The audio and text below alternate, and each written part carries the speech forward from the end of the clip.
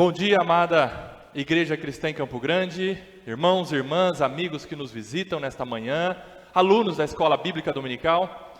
Vamos iniciar a aula de hoje com a graça de Deus, pedindo a Ele que nos oriente, que ilumine os nossos pensamentos, que os nossos corações sejam receptivos à palavra do Senhor nesta manhã, e que através da palavra do Senhor nós vivamos em obediência a Ele, em santificação, temendo ao Senhor, amando o Senhor verdadeiramente e amando-nos uns aos outros.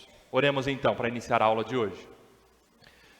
Pai, como sempre nas nossas vidas, dependemos de tudo, da Tua bondade, misericórdia e graça.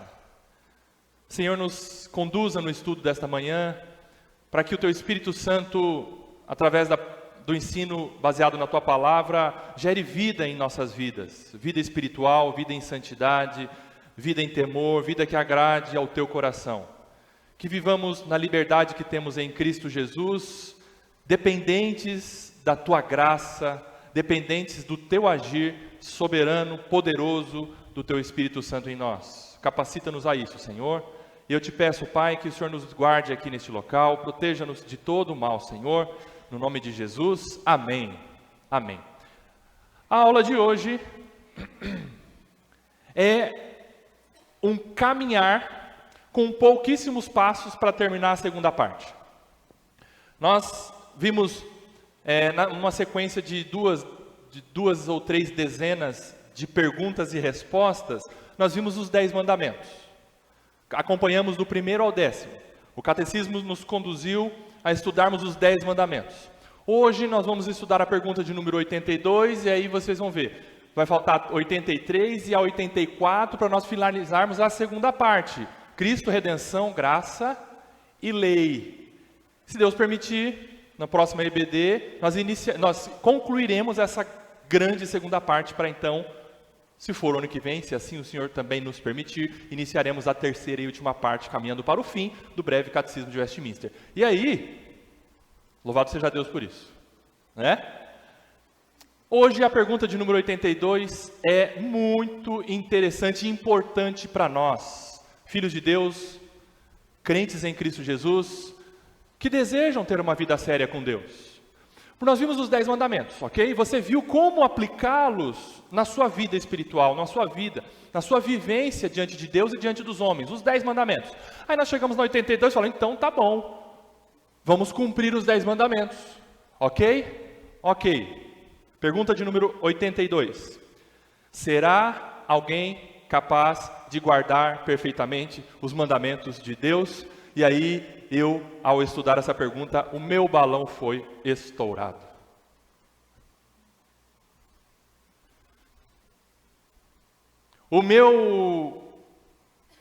Aquele meu desejo bem poderoso da minha carne em praticar os 10 mandamentos foi absolutamente desfeito. Todos juntos, leiamos o enunciado 82. Será alguém capaz de guardar perfeitamente os mandamentos de Deus?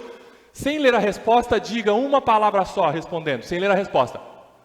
N-A-O-T-I-O, não, como as crianças falam. N-A-O-T-I-O, não. Mas e aí? Joga fora tudo que nós estudamos. Ô Senhor, e aí? Se eu não sou capaz de cumprir, por que o Senhor me exige então? Resposta: nenhum mero homem, desde a queda, é capaz, nesta vida, de guardar perfeitamente os mandamentos de Deus.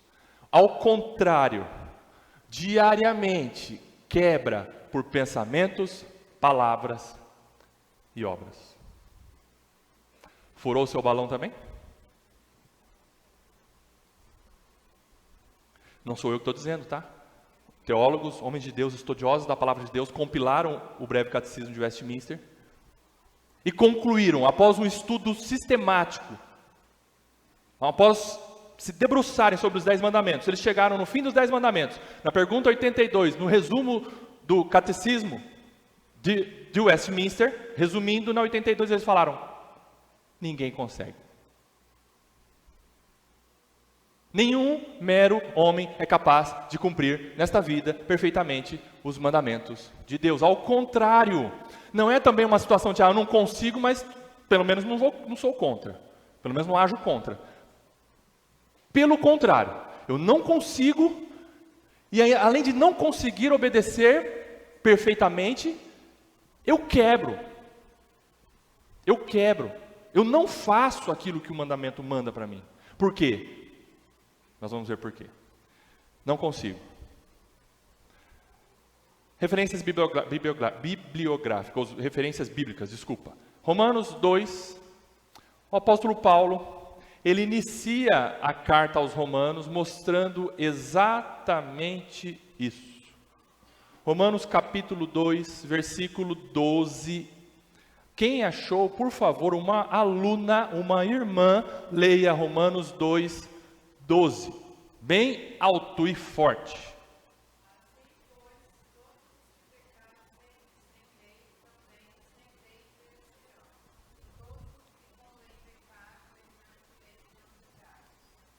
Paulo, nesse versículo, ele faz uma divisão da humanidade entre pré-lei, ou antes da lei apresentada à nação de Israel, aqueles que viveram sem ter a lei escrita, a lei moral de Deus escrita, sem lei, e também ele mostra aqueles que tiveram contato, tiveram conhecimento da lei moral escrita de Deus. E Paulo está dizendo assim, aqueles que viveram sem lei serão salvos. É isso que ele fala?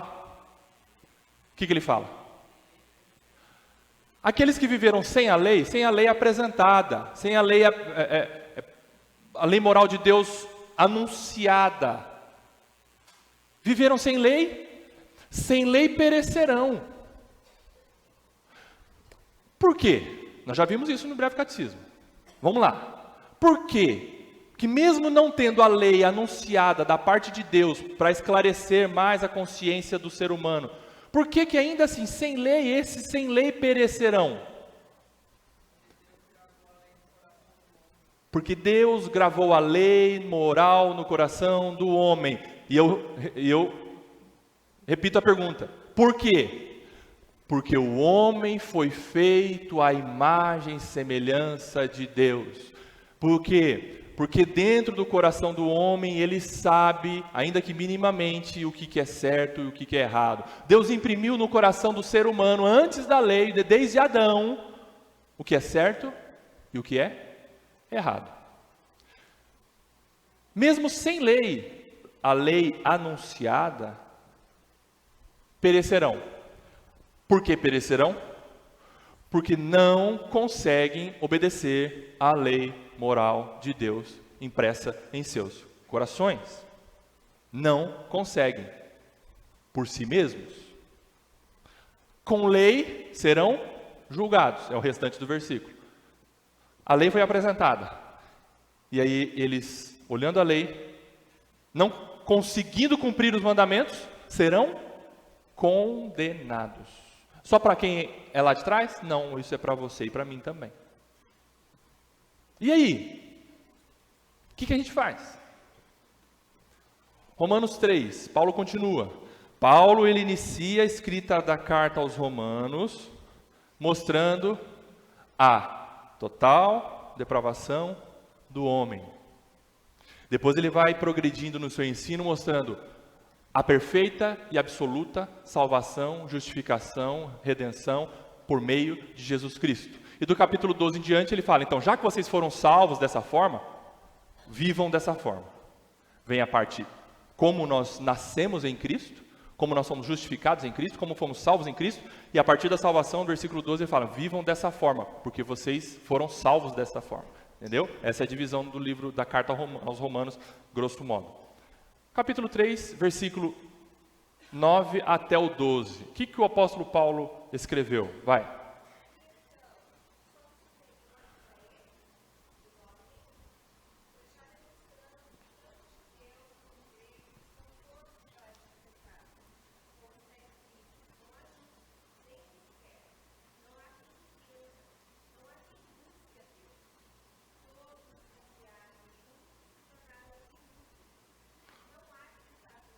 Não há. Paulo, no início, ele fala assim, pode haver uma situação de raças, de seres humanos melhores do que os outros, para cumprir o mandamento de Deus, aqueles que receberam o mandamento de Deus, os judeus e os gentios que não receberam os mandamentos de Deus de forma anunciada, são inferiores. Paulo fala, não tem nele, não tem bom diante de Deus, em outras palavras, não tem bom diante de Deus.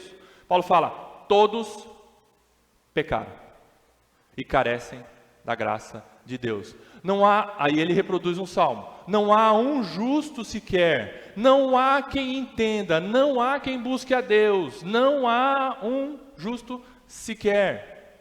Que aí? Todos estão nivelados, a raça humana, de Adão até o último ser humano que há de nascer, todos não conseguem buscar Deus, todos somos pecadores, todos carecemos da graça de Deus, todos necessitamos de Deus, absolutamente todos. Não há nenhum justo sequer. Existe exceção para essa afirmativa? Não é, e na geração, Deus não vai me fazer exceção dessa regra. Não há nenhum justo sequer na raça humana. Estou dizendo entre nós, tá? Não há. Vocês perceberam qual é a situação do ser humano diante de Deus? Vocês estão tendo uma noção agora de qual é a sua situação sem a graça de Deus? Não, ninguém busca. Ah, mas tem pessoas que buscam a Deus. Não é ela que está querendo buscar por ela mesma. Existe uma força maior do que ela que busca a Deus, que conduz a pessoa a buscar a Deus. 1 João 1, de 8 a 10. 1 João 1, de 8 a 10. Agora eu peço para o Gilmar ler para nós. 1 João 1, de 8 a 10.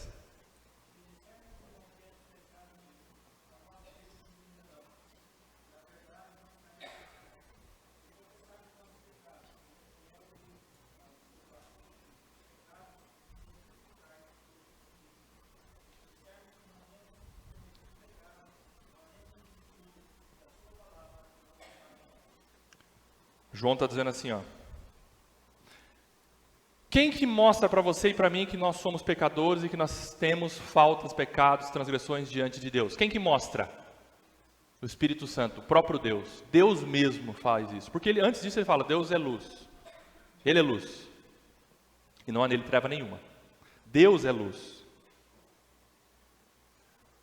Se diante de Deus, Deus está mostrando para você que você é pecador, para onde você vai fugir? Porque eu consigo esconder de vocês que eu não peco, eu consigo. Quando eu dou uma esforçadinha, eu ponho uma cara bem lavada, passo uma de crentão diante de vocês, passo a imagem de que eu sou perfeito para vocês, eu sei que vocês não vão acreditar nisso, mas eu consigo diante de vocês mostrar para vocês uma certa perfeição, no sentido assim, nossa, o Rodrigo é tão bom. Mas diante de Deus, diante da luz de Deus, Ele mostra para mim que eu sou terrível pecador e que ainda peco. É isso que João está dizendo. E se eu falo que não, João diz, você está dizendo que Deus é mentiroso. Eu sou terrivelmente pecador. Deus me mostra isso. E se eu sou terrivelmente pecador, eu preciso desesperadamente de um Salvador. Se dissermos que não temos cometido pecado, fazemos de Deus mentiroso, e a verdade não está em nós. Se confessarmos os nossos pecados, Ele é fiel e justo para perdoar os nossos pecados e nos purificar de toda injustiça. Isso aqui o que é? Isso aqui é pós-salvação. Isso aqui você confessando o pecado que você comete No curso da sua santificação, você está dizendo, Senhor, eu preciso da tua graça, eu continuo precisando da tua graça. Desde o início da caminhada, lá no start, a tua graça me alcançou, mas eu preciso da tua graça no caminho, eu preciso da tua graça no processo, eu preciso da tua graça até o fim, Senhor. Me perdoe. E Deus vai falar para você, você já está perdoado, porque eu sou fiel. Eu disse para você que eu já te perdoei e sou justo. Você está perdoado. E o que isso gera em nós? Purificação de toda injustiça. Aí você toma posse do perdão, é verdade, Senhor, o Senhor já me perdoou. Eu estou perdoado por graça. Outro texto, 1 Timóteo 1,15. 1 Timóteo 1,15. A Grace pode ler, por favor? 1 Timóteo 1,15. Não faz mal, eu peço para outra, fica tranquila. A Lilian achou? 1 Timóteo 1,15.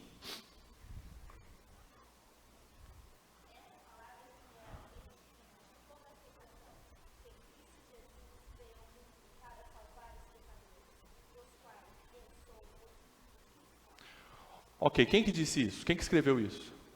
O apóstolo Paulo escrevendo a primeira carta para o seu filho na fé, Timóteo. Ele está dizendo assim, essa palavra é de inteira aceitação, ela é fiel. Essa palavra, 2 pontos. Tudo aquilo que ele disse antes sobre salvação, sobre a redenção por misericórdia e graça de Deus. E agora ele vai dizer assim, ó. Eu sou o principal dos pecadores. Quem falou isso? O apóstolo Paulo.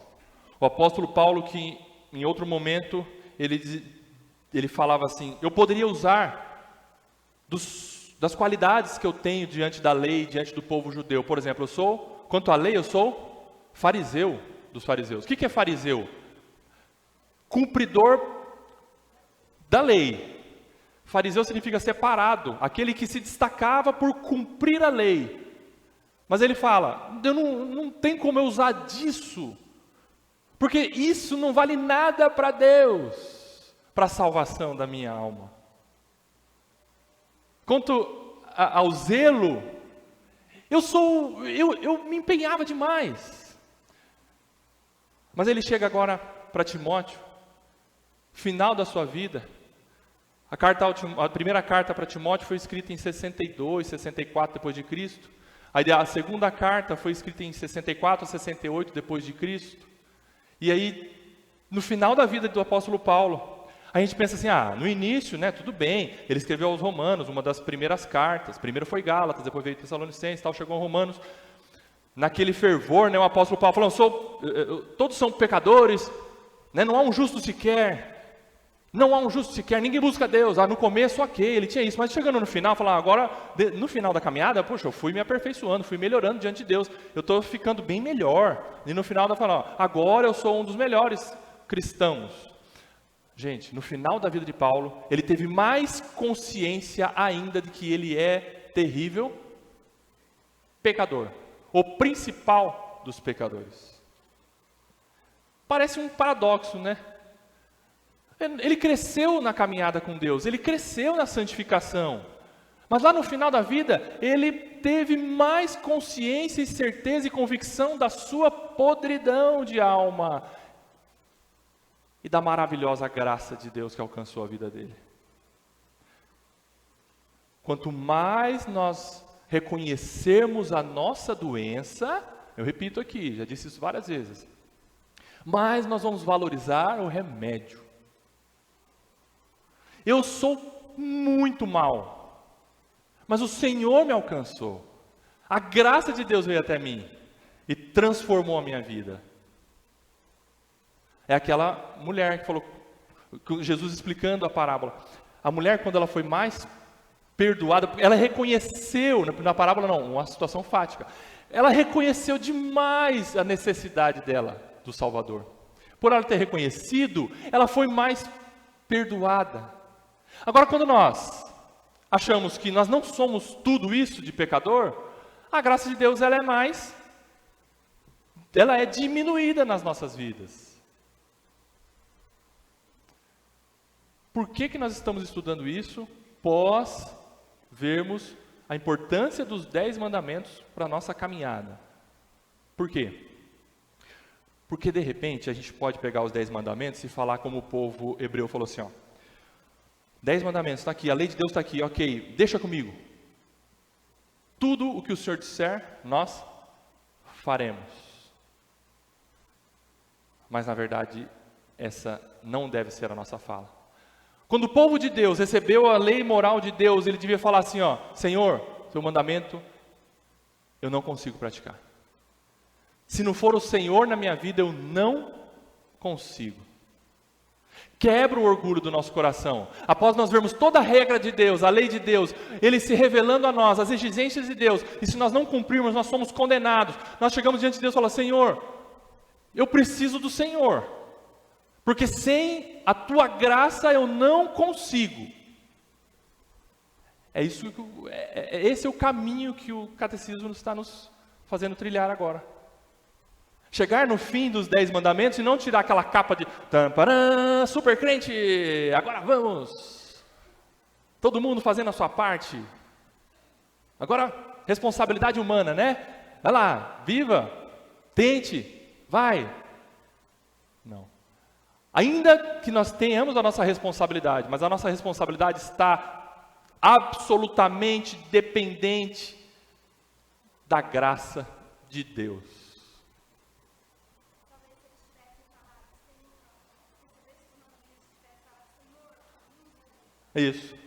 Isso. Nos ajuda. Nós não vamos conseguir. Exatamente. Muito bem. Caminhando um pouco mais. Qual o propósito de Deus ao estabelecer a sua lei? Por que Deus então estabeleceu a lei moral dele para o seu povo e para nós e para a igreja também? Para quê?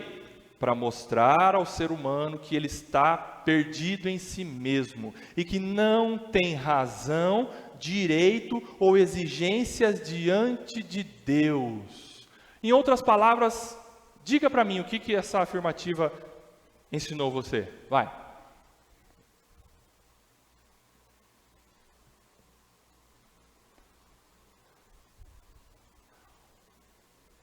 Deus mandou a lei para nós, apresentou as suas exigências para nós chegarmos para Ele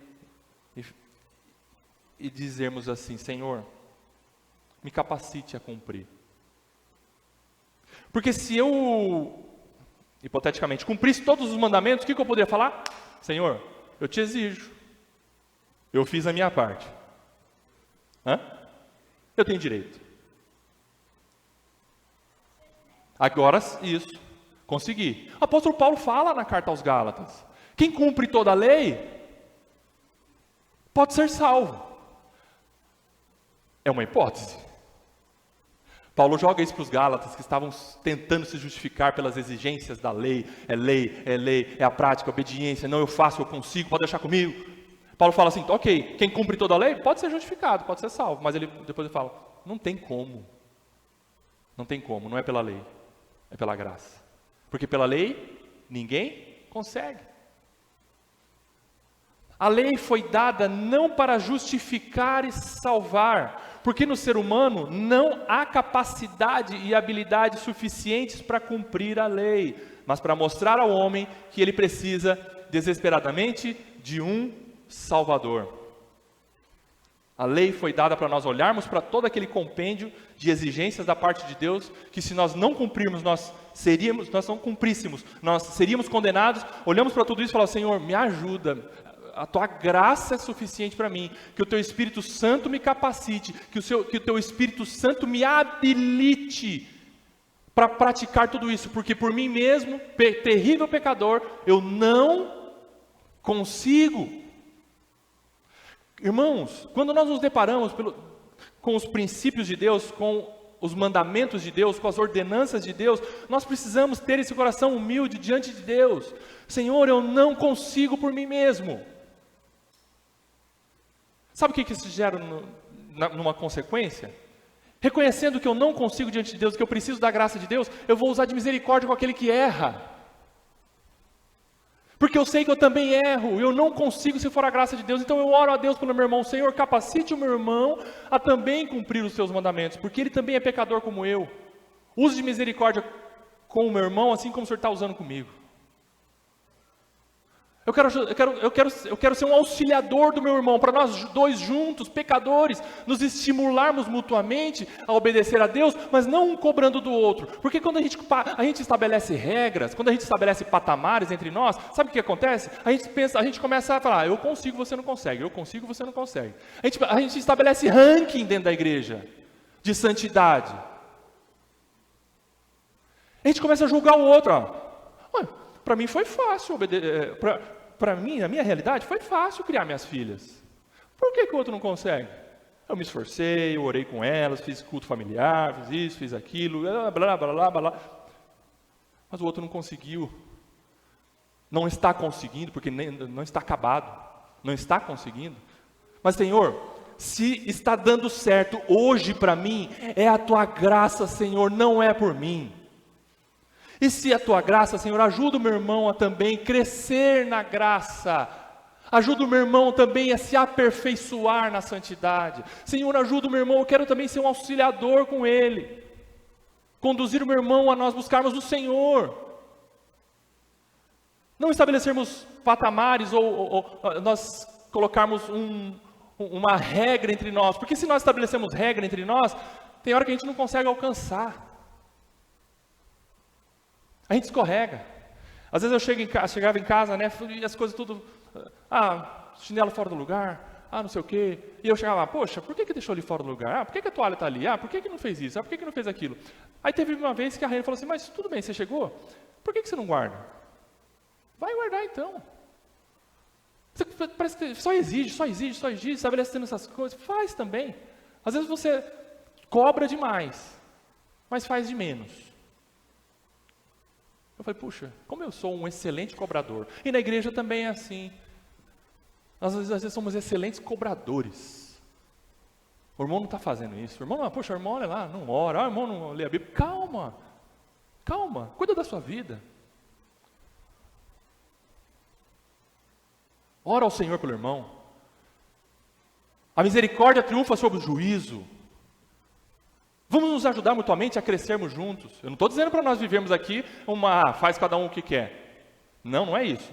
Mas cada um tem relacionamento com Deus. Eu não sou o Espírito Santo na sua vida, nem você na minha. Se eu tenho um patamar de crescimento, eu estou aqui, o irmão está aqui, é Deus. De repente o irmão está lá e eu estou aqui. Tem hora que ele vai precisar de mim para ajudá-lo a crescer. Tem hora que eu vou precisar do meu irmão. Ele vai me ensinar muito, porque eu ainda estou falho, pecador. E como pecador teimoso em determinadas vícios na minha vida, que eu preciso de você a me ensinar, a me ajudar, a me exortar, para me levar para Deus. Não fala assim, faça o que eu faço. Mas Paulo falou, seja meu imitador. Irmãos, Paulo falou, seja meu imitador como eu sou de Cristo. Vocês não acham que ele está falando assim, seja meu imitador, tão terrível pecador que eu sou, e eu preciso da graça de Deus. Paulo não se colocou como um patamar de perfeição sem a graça de Deus. Todos nós precisamos da graça de Deus e do Espírito Santo de Deus. É o que nós vamos ver agora. Se por mim mesmo não consigo cumprir a lei de Deus, o que eu faço então? Aí chega nesse ponto, né? Eu acho que parece que nós estamos aqui na beira do abismo. Poxa, caminhei até aqui nos 10 mandamentos, fala, agora deixa comigo. Mas de repente, se eu der um passo para frente, vou cair, porque você falou que não vale nada. O que eu faço então? Qual é o caminho para você e para mim?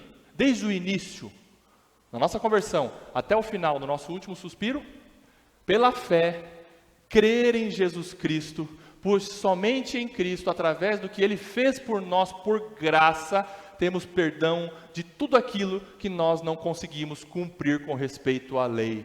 A lei nos condena, mas Cristo nos redime e nos justifica. Eu peco, eu falho, eu descumpro a lei de Deus, eu não consigo cumprir os mandamentos de Deus, ainda que possa salvação, o pecado ainda está aqui, a natureza pecaminosa está em mim e em você, eu não consigo, por isso você e eu precisamos, pela fé, crer na obra de Jesus Cristo, o que Ele fez por você, tomar posse do perdão e buscar em Cristo e no seu Espírito a transformação diária, constante, reconhecendo os nossos pecados, porque pela lei eu seria condenado, porque eu não consigo cumprir a lei. Mas em Cristo eu sou justificado pelo que Ele fez por mim. Quem cumpriu a lei por mim? Cristo. Cristo já satisfez a justiça, já satisfez. Ele já te declarou diante de Deus, ou pela justiça dele, Ele já apresentou ao Pai e falou, esse é justo. Por quê? Porque cumpriu toda a lei? 1, 2, 3, 4, 5, 10? Não, porque eu, Pai, obedeci perfeitamente ao Senhor. E essa pessoa aqui, Pai, que crê em mim, que confia em mim, que entrega-se a mim, que usa os meus méritos para apresentar-se ao Senhor, esse Pai é declarado justo. Justo. Então, se a obediência não me salva, por que obedecer? Aí porque assim, são dois extremos, né? São duas canoas, né? Tem a canoa do legalismo e tem a canoa da libertinagem. Então, se eu não preciso obedecer, ou então se a obediência não me salva, para que obedecer? Vamos? É o que Paulo enfrentou também, né? Vamos fazer o que quer. Se a graça é dessa forma, Paulo falou, de jeito nenhum. Não. Obedecemos como expressão de adoração, amor e gratidão a Deus por tudo que Ele fez por nós. E também para a glória de Deus, porque pessoas verão transformação em nossas vidas e saberão que Deus fez e faz isso em nós. Eu repito, quem faz você obedecer? É o seu pensamento positivo? Não? É você levantar de manhã e falar, obedecer, obedecer. É igual os israelitas marchando, né? Obediência ao Senhor, obediência ao Senhor. Eles caminhavam marchando, obediência ao Senhor, obediência ao Senhor. Você precisa todo dia, toda hora, todo instante do Senhor para transformação da sua alma. Deus fez e Deus faz. Deus fez e Deus faz. Mas Rodrigo, já vou chegar na pergunta. A graça não é barata, não é viver de qualquer forma, não é viver em desobediência, não. O crente não deseja desobedecer, no sentido assim, vamos viver de qualquer forma. Não importa. A graça não é barata, não há uma irresponsabilidade humana. Mas sempre a honra é para Deus, porque sem Ele nada podemos fazer. Estabelecemos entre nós aqui então nesta manhã, todos nós somos pecadores, ok? Ok, não é porque eu estou dizendo não, você crê nisso pela palavra de Deus? Você é um terrível pecador ou você acha que é mais ou menos? O meu vizinho é mais, hein, Rodrigo? Olha, você não sabe o que ele faz. Meu marido você não conhece, pensa num cara mais pecador que eu. A minha esposa, irmão, você precisa conhecer minha esposa lá em casa. Pecadora no grau hard. Todos nós somos pecadores e terríveis pecadores. Porém, quem crê em Jesus Cristo aqui e creu, é salvo pela graça de Deus, que nos transforma a cada dia. E essas transformações e essas mudanças vão sendo perceptíveis externamente, vão sendo. Mas eu queria que meu irmão fosse tão melhor do que ele é. Calma, você não é Deus. Deus está trabalhando na vida dele, ele tem fases, ele tem erros. Veja você, se coloca diante de Deus e fala, eu preciso melhorar, Senhor, me ajuda, Senhor, porque eu não consigo. Para de olhar para o outro, olhe para si mesmo. O seu pior inimigo é quando você olha no espelho. O meu pior inimigo sou eu, é minha carne terrível que me atrapalha. Mas com a graça de Deus, é possível essa transformação constante, porque quem está dentro de você e de mim? O Espírito Santo de Deus, que é poderoso, que nos transforma. E a honra, nessas nossas transformações, nesses nossos acertos, porque sim, o Senhor vai imprimindo virtudes nas nossas ações, e as pessoas vão vendo, nossa, que diferente que ele é, ele pede perdão, ele reconhece, ele busca humildade, ele se está devendo, ele vai lá e pede perdão, devolve, paga, ele busca ajeitar a vida dele. Mas diante disso, quando nós estamos estabelecendo tudo isso que nós estamos estabelecendo na pergunta 82, as pessoas vão perguntar, quem que faz isso em você? Você vai falar, é eu, viu?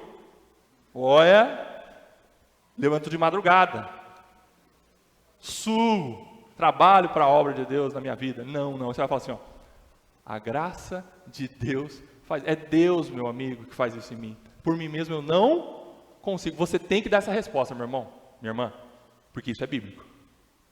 É a graça de Deus, meu irmão, meu amigo.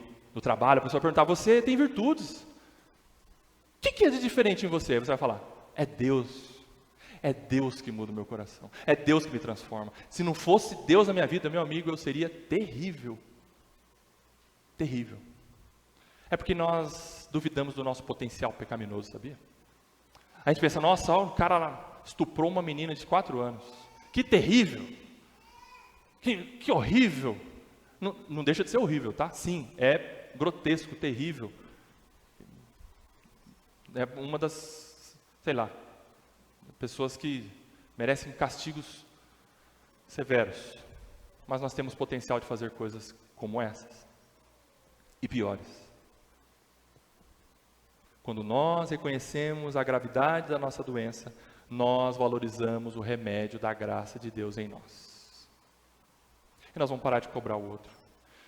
E nós vamos usar de misericórdia. Não é ser conivente, mas é entender o processo de Deus na vida de cada um. Vocês vão me entendendo. Falar, nossa, o Rodrigo errou tão feio, pecou feio. Vou orar por ele para que Deus dê arrependimento a ele.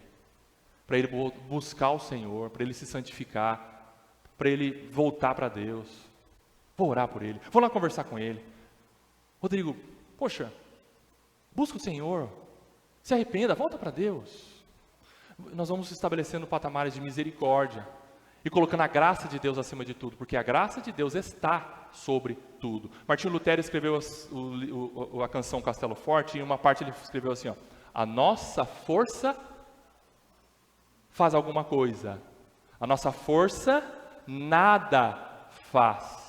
Estamos, sim, perdidos. Perdidos por causa de quê? Por causa da nossa força, que é nada. Nada a nossa força. Quem consegue vencer o pecado que está dentro de nós? O Espírito que nos capacita. Opa!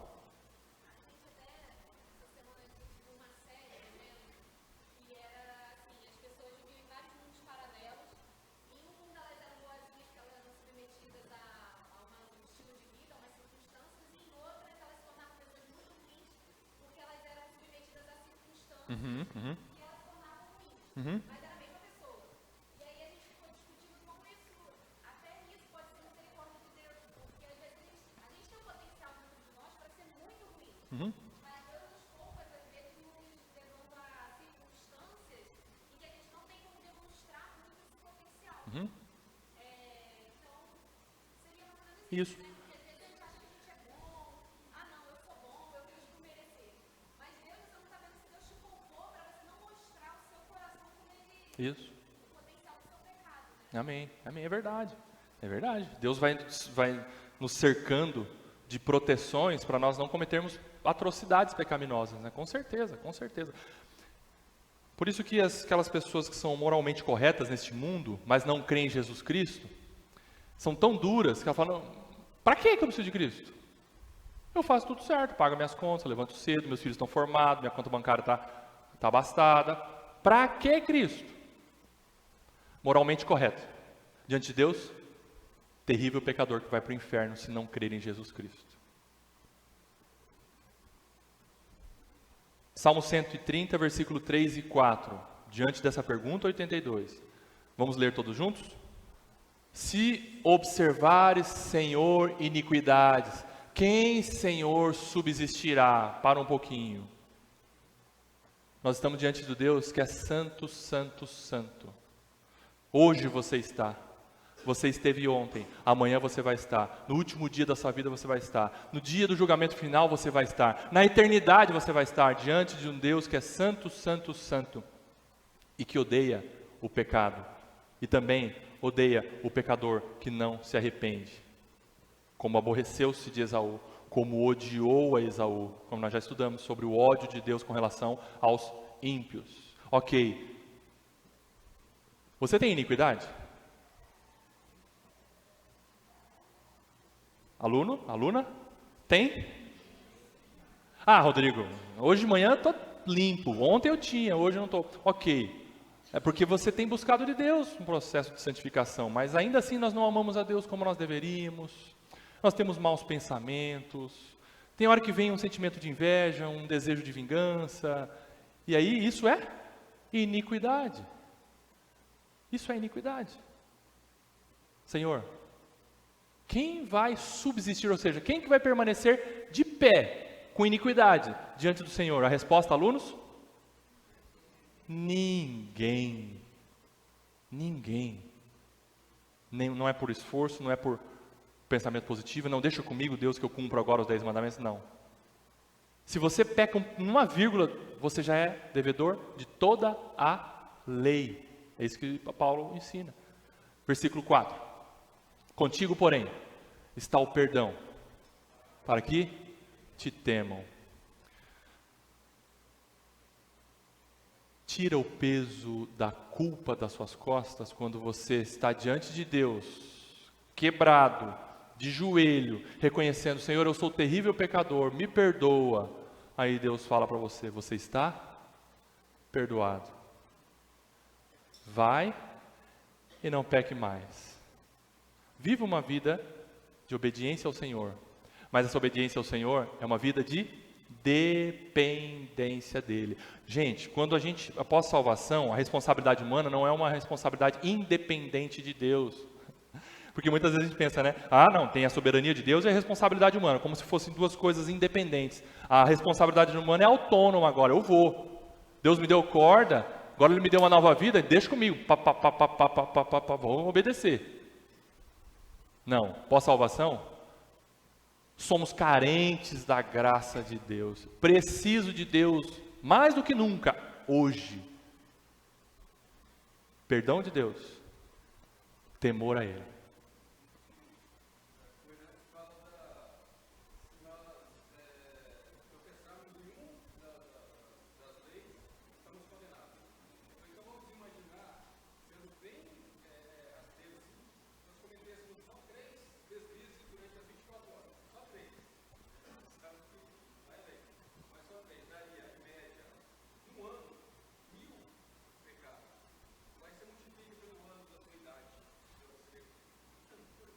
É verdade, é verdade. Amém. É isso, é verdade. Muito bem, Cezão. Alguém gostaria de falar mais alguma coisa? Completar, indagar, por favor.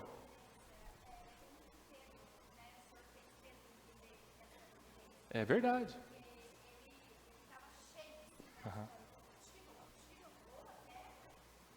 O Senhor não sabe o meu potencial, Senhor. Uhum. Verdade. Negou. Uhum. Uhum. Não é. Muito bom, um exemplo muito bem dado com relação ao apóstolo Pedro, no início da caminhada, né, todo aquele fervor espiritual no sentido assim, agora deixa comigo, né? Mas aí ele foi sendo quebrado, foi sendo quebrado, foi sendo quebrado, foi sendo quebrado. Chegou ao Senhor dizer assim, ó, Pedro, você me ama verdadeiramente? Aí Pedro reconheceu, não, Senhor, eu amo o Senhor. Eu preciso do Senhor. Por mim mesmo eu não consigo. Ali é a resposta de Pedro, né?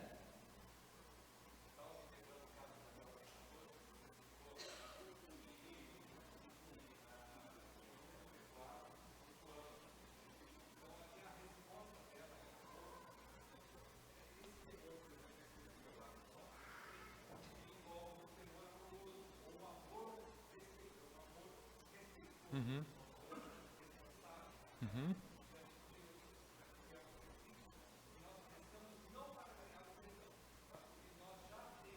Isso. Uhum. Amém.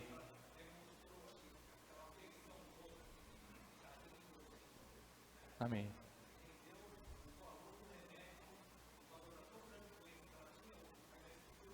Amém. Amém.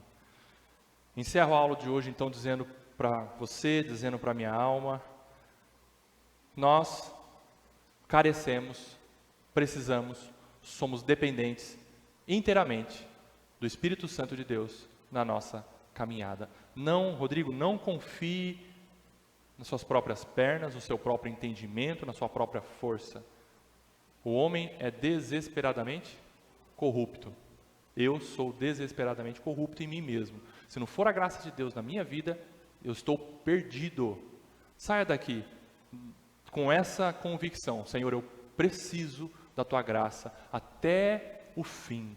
Que o teu Espírito me capacite a viver em santidade, a cumprir sim os meios de graça, os exercícios espirituais de oração, de leitura da palavra, né, de comunhão, de congregar. Me ajuda, Senhor, nesse caminho. Me ajuda, Senhor, porque sem o Senhor eu não consigo. Saia daqui com esse senso, essa convicção de total dependência da graça de Deus. Em nome de Jesus. Amém.